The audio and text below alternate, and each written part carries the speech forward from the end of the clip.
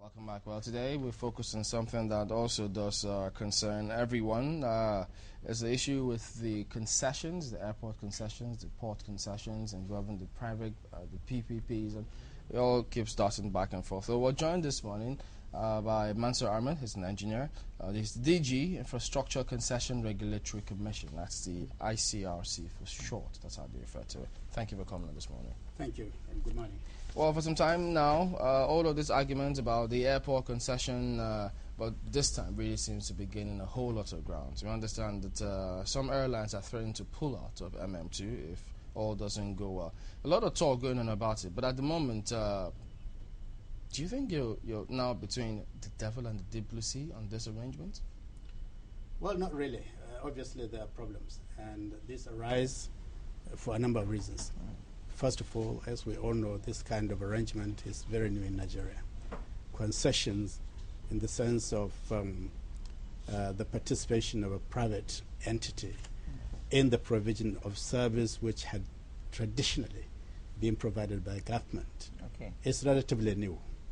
And secondly, because when we started, particularly the ones that are now obviously a cause of concern, there wasn't a clearly laid down legal and regulatory guidelines.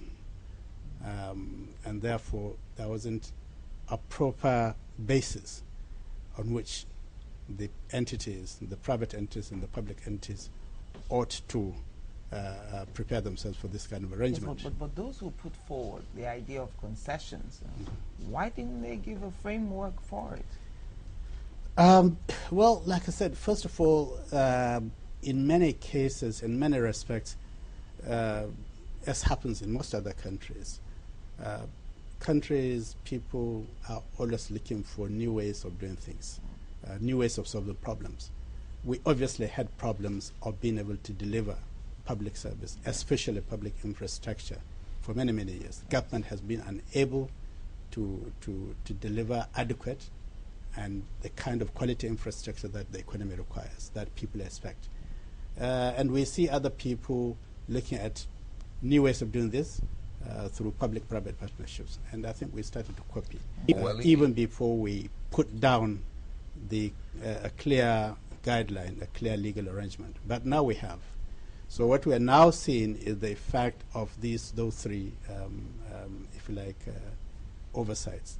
One, not having a proper legal regulatory framework, and two, the fact that it is